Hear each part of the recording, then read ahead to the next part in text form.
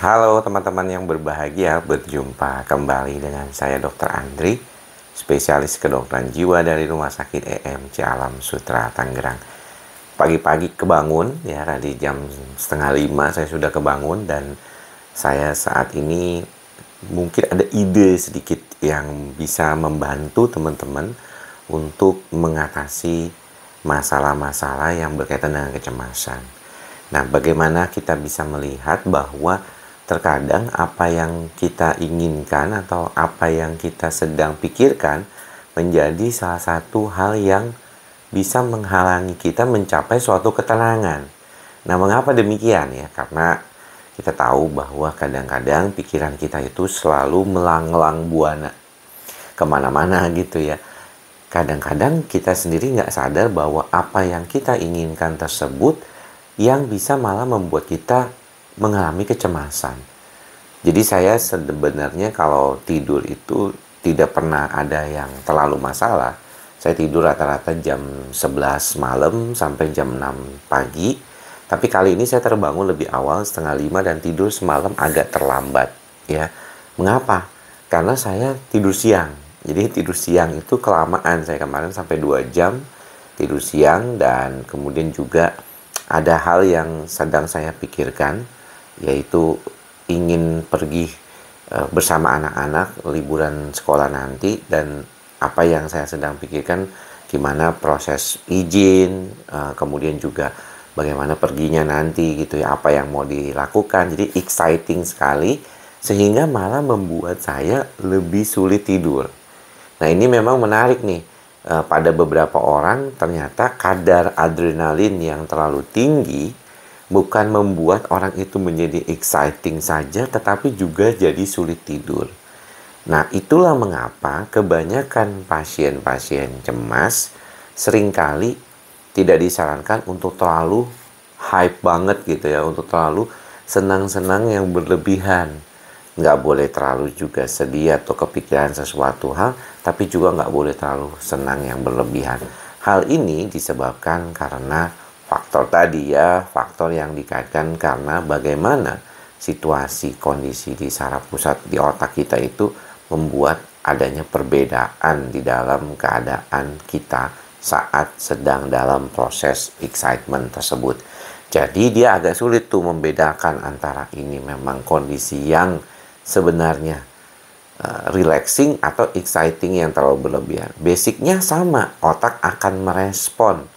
Walaupun keadaannya mungkin bukan di amigdala yang kita suka bilang ya, terkait dengan kecemasan, tapi ini lebih ke adrenalin yang terkait dengan bagaimana respon tubuh untuk mencapai suatu kestabilan di dalam balancingnya itu.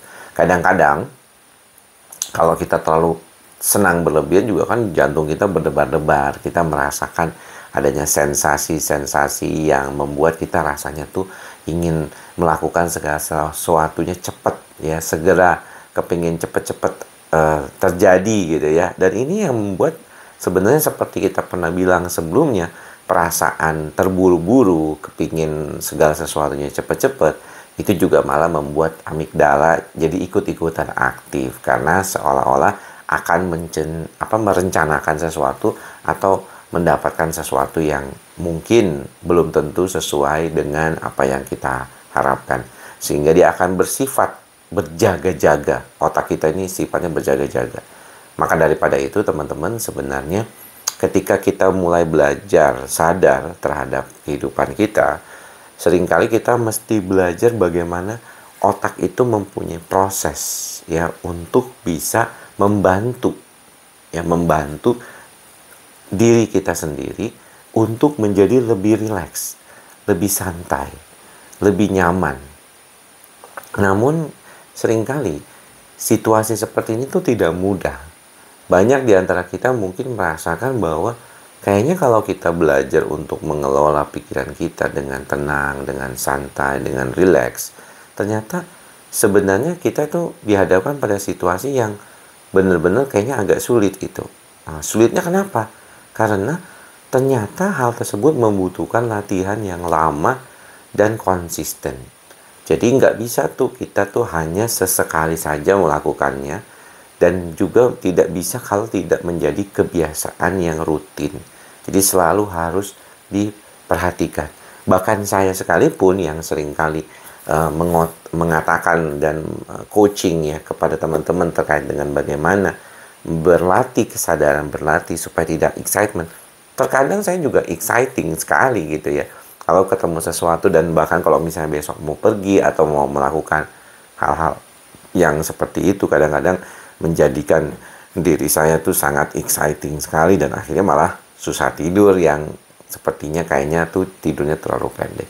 Hal-hal inilah teman-teman yang mungkin perlu kita sadari selalu bahwa ternyata hal-hal di dalam kehidupan kita sehari-hari yang kita tidak sangka-sangka, tidak perlunya kita pikirkan itu sebagai sesuatu yang akan membuat kita menjadi lebih cemas, malah terkadang membuat kita yang lebih cemas. Jadi kita nggak menyadari bahwa hal-hal tersebut adalah sesuatu yang berkaitan dengan otak yang lebih responsif terhadap situasi kecemasan.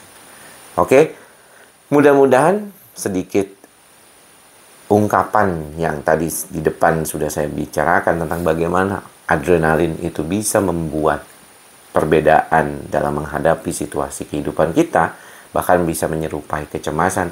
Ini bisa membantu kita menyadari kembali bahwa kita perlu terus belajar untuk tetap lebih rileks di dalam kehidupan kita. Mudah-mudahan apa yang saya sampaikan ini bermanfaat. Tetap ikhlas, sabar, dan sadar. Semoga semua makhluk berbahagia. Semoga kita semua berbahagia. Sampai bertemu lagi di lain kesempatan. Salam sehat jiwa. Bye-bye.